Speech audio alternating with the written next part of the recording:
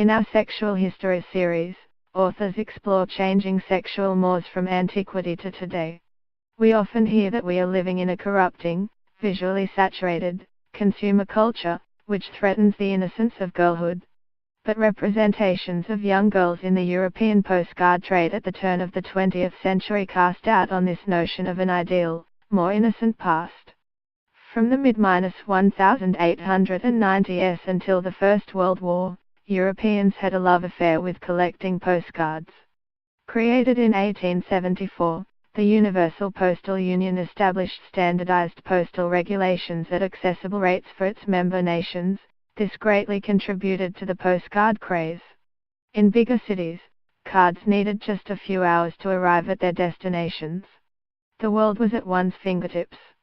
Rival publishers vied for attention with collectors' competitions, impressive exhibitions, and artistic innovations.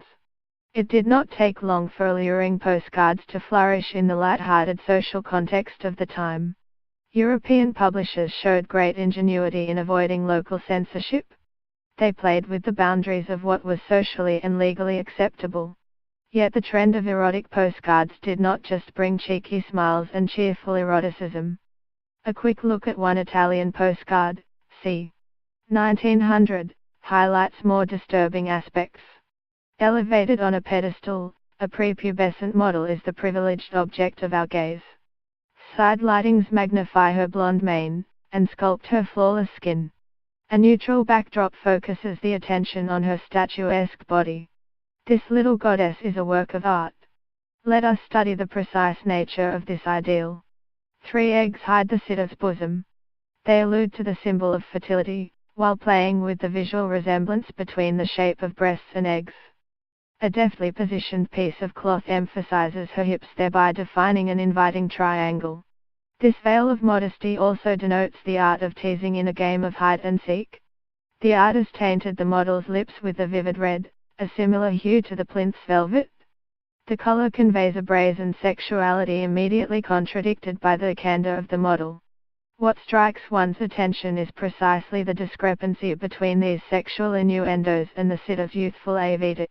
She proudly smiles, unaware of the pedophilic gaze she may entice in the adult viewer. The end result is deeply unsettling and exploitative. In another unattributed French postcard, before 1904, we follow the adventures of Lily, who is described as playing around. The caption informs us that she has a springtime smile, and that she is ready to wear her bedside wreath. Her white apparel and the laced clothing convey the idea of virginal innocence and freshness. Still, her inviting pose, coquettish manners, and bare shoulder leave the viewer perplexed. There is an uneasy tension between the artificiality of the setting and the model's impression of spontaneous cheerfulness. It is difficult not to read in this staged vignette an eroticized performance for adults at the expense of the young model. The erotic virgin.